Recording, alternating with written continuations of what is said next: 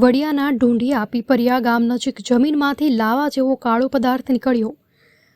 વડિયાના ઢૂંઢિયા પીપળિયા ગામથી 3 કિલોમીટર દૂર ચામુંડા માતાજીનું મંદિર ઊંચા ટેકરા ઉપર આવેલ છે, જ્યાંથી 500 મીટરના એરિયામાં જમીનમાં મોટા હોલ પડી ગયા છે અને તેમાંથી કાળો લાવા જેવો પદાર્થ નીકળ્યો છે, જે સુકાઈને કાચના ટુકડા જેવો છે।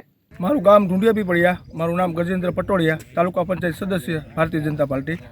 અને અમારા ઢૂંઢિયા પીપળિયા ગામથી દૂર 3 કિલોમીટર ને છેટે સામુંડમાનું મંદિર આવેલું છે અને સામુંડમાના મંદિરથી 500 મીટર દૂર ત્યાં અમુક એવા ખાડા પડી ગયેલા છે અને વોલ પડી ગયેલા છે મોટા મોટા, તેમાંથી લાવારસ જેવો પદાર્થ નીકળેલો છે અને એવા વોલ ઘણા બધા પડેલા છે। થાંભલો ભરેલો છે, એમાં પણ થાંભલાના જે ભરાણ કરેલું છે એમાં પણ પથ્થરમાં વોલ પાડી નાખ્યા છે અને કાળો કાળો પદાર્થ એવો નીકળ્યો છે, જેથી કરીને તંત્રને અમે જાણ કરી છે કે આની તપાસ કરવામાં આવે કે હકીકતમાં લાવારસ છે કે કઈ વસ્તુ છે।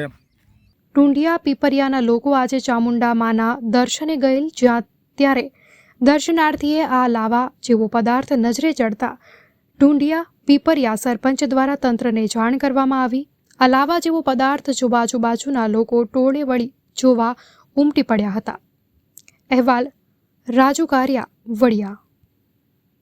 મારું નામ બિશુભાઈ બસિયા, હું ઢૂંઢિયા પીપળિયા ગામે ઉપસરપંચ તરીકે ફરજ બજાવું છું અને અમે ને તાલુકાના સદસ્ય ગજેન્દ્રભાઈ પટોળિયા અમે બંને માતાજીના દર્શન કરવા આવ્યા। દર્શન કરીને અમે ગામમાં બાઇક મૂકેલી હતી, ત્યાં આવીને જોયું તો નકરા હોલ હતા અને કાચના ટુકડા જેવો પદાર્થ નીકળ્યો હતો અને અમે તપાસ કરતાં કીધું આમાં કંઈક લાવારસ જેવી વસ્તુ નીકળી છે, તો અમે એ તપાસ કરતાં ઇલેક્ટ્રિકનો પોલ છે ત્યાં પણ જોયું તો એમાં ભરાણ કર્યું, એમાં પણ ઘણા બધા હોલ પડેલા છે।